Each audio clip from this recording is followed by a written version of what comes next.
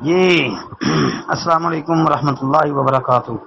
محترم بھائی نے یہ پوسٹ بھیجی ہے، مبارک ہو 31 اکتوبر جمعرات کو ربیع الاول شروع ہونے والا ہے۔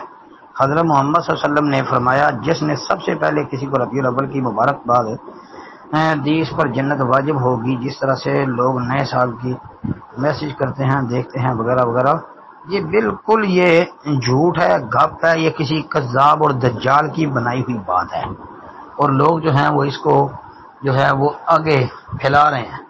یہ سوشل میڈیا پر بالکل اس کو عام کیا جا رہا ہے۔ جو اس پوسٹ کو دیکھتا ہے وہ فیس بک پہ، واٹس ایپ پہ وغیرہ جناب دیگر ایپس جو ہیں ان پر اس کو شیئر کر رہا ہے، اور بغیر تحقیق کے شیئر کر رہا ہے۔ اور جناب نبی کریم صلی اللہ علیہ وسلم کی وہ حدیث یاد رکھیں جس کو امام مسلم رحمۃ اللہ علیہ مقدمہ مسلم کے اندر لے کے آئے ہیں، صحیح سند کے ساتھ حدیث ہے۔ آپ علیہ الصلوۃ والسلام نے فرمایا کفا بالمرء کذبا ان یحدث بکل ما سمع، او کما قال النبی صلی اللہ علیہ وسلم، کہ آدمی کے جھوٹا ہونے کے لیے اتنا ہی کافی ہے کہ وہ ہر سنی سنائی بات کو آگے بیان کر دے۔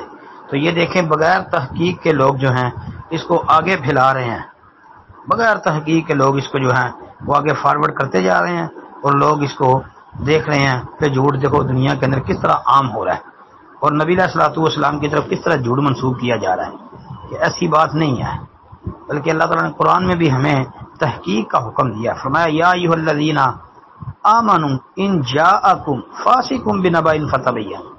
اس آیت کریمہ کو بھی سامنے رکھ لو کہ اگر کوئی فاسق خبر لے کے آئے تو اس کی تحقیق کر لیا کرو۔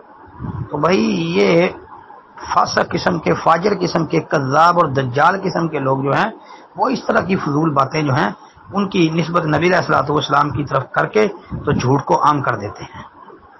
تو یہ کوئی بات نہیں ہے ایسی جی۔ اور اس طرح کے کئی میسیجز، مطلب کہ جو رجب کی سب سے پہلے مبارک دے گا، رمضان کی سب سے پہلے مبارک دے گا، اس طرح کے کئی میسیجز ہمیں پہلے بھی موصول ہوئے ہیں، اور ان کا جواب ہم نے اس گروپ میں کئی دفعہ دیا ہے۔